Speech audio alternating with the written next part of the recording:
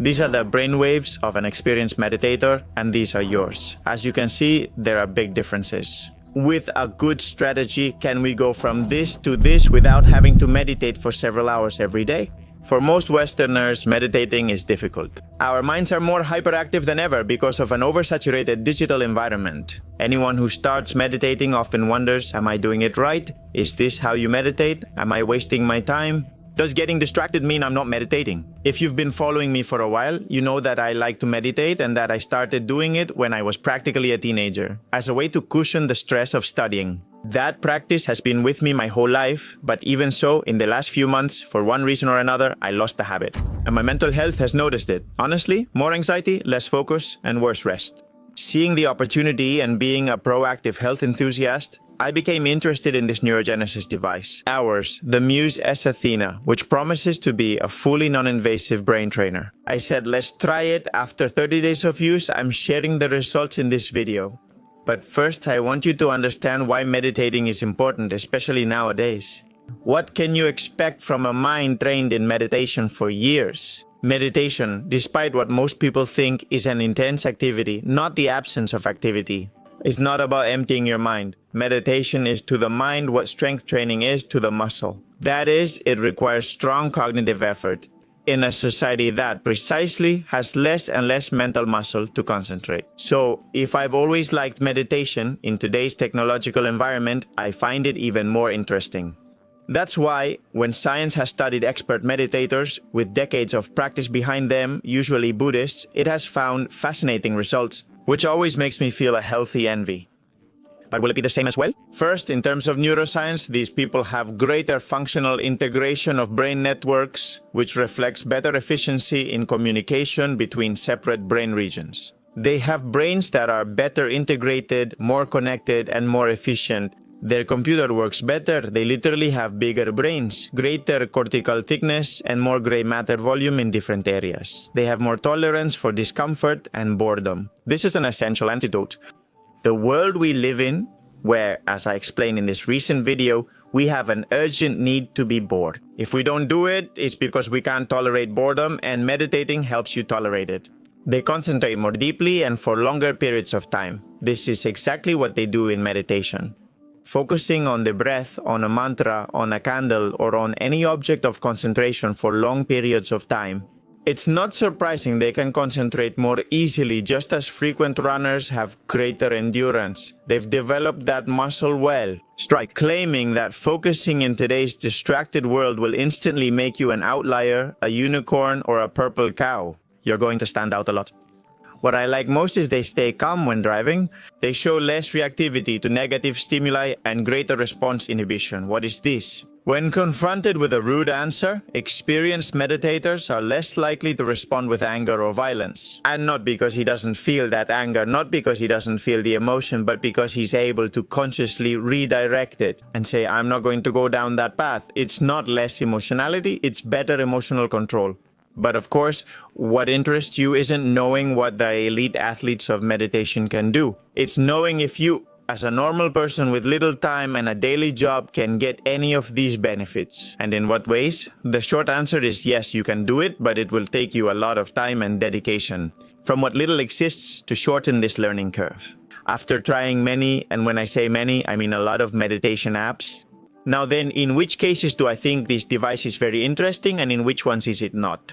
Well, look, it's interesting if you have attention deficit hyperactivity disorder or if you're just a scattered person and have trouble concentrating, but not as the main therapy, obviously, but as a complement to other therapies. It's interesting, like I was saying, if you're a biohacking geek and you like technology applied to health, the truth is that neurotech devices, like so many other wearables, are fascinating because learning about yourself is always a good option and investment for me. If you have mild to moderate sleep onset insomnia and want behavioral support for sleep hygiene. Or if you're a student, researcher, or just someone who doesn't.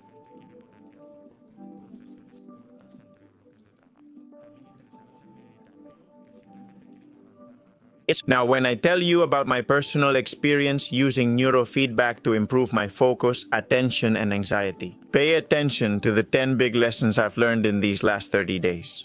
To begin with, I want to let you know that I've used the device for about 10 minutes every morning, right before I start working on the computer. Some days I've done a second afternoon session when I felt very anxious or worried. Overall, I likely used it for under 400 minutes during this time, just to give you an idea. Here are the 10 lessons I've learned. Meditating, like working out and like any new habit, is harder at first. At first, although I had the habit, I told you I lost it.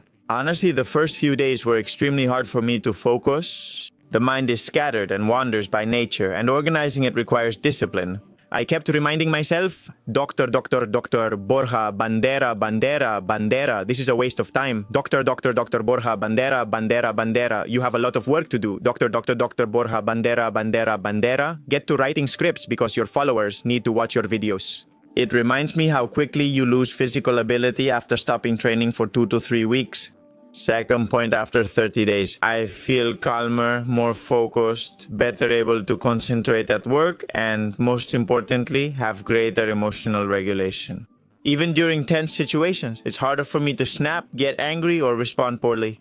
Third, the sensor clearly detects electrical activity during practice, and you can see in real time how the feeling of calming down is associated with the sound of birds or the stopping of the rain. This makes it increasingly easy to enter a meditative calm almost automatically. A problem with meditating without training wheels, as I call it, is getting distracted without realizing it for a long time. You might get distracted for 5 minutes before noticing. Here, as soon as you get distracted, the device lets you know and you correct it instantly. And this is neurofeedback. Fourth point. The sleep feature is very good and even more accurate than well-known wearables like Whoop or Aura. However, the truth is that I prefer to sleep without any devices on me. So honestly, I only tried it to see how it worked. Fifth point. Speaking of sleep, after a bad night, it was much harder for me to reach a state of calm. My brainwaves stayed in the beta range nearly the whole session. This means that lack of sleep is an attack on your brain, which won't be able to concentrate, will be more reactive and more excitable paradoxically when you don't rest well. Sixth point. It's helpful when I work on the computer to play music at a low volume so I don't get distracted, as it helps me reach a flow state. To the same one, since it notifies you if you lose focus or get overexcited. Seventh point, very interesting. Taking 500 milligrams of L-theanine 30 minutes before a session enhances meditation. This isn't a coincidence for me, as this substance is proven to boost alpha brain activity. Eighth lesson. Some interesting experiments you can do with the device are measuring blood flow at times like after working out. Regarding the baseline, you can clearly see the increase, or during immersion in cold water, where there is peripheral vasoconstriction and a central redistribution of blood flow. The truth is, no other commercial device outside of research measures this as accurately. Ninth point, it sets metrics that other devices lack. The truth is, like the alpha peak level, which is basically the peak of alpha wave activity in each session, which aligns well with cognitive performance or anxiety resilience. This metric clearly improves with more hours of meditation. Finally, the 10th point. This technology has existed for 10 years and has been perfected over time. In addition, it has been involved in more than 200 peer-reviewed studies in the areas of stress, anxiety, post-traumatic stress disorder, that is, post-traumatic stress disorder or cognitive impairment. And for me at least, this gives me a lot of reassurance that it's a validated tool.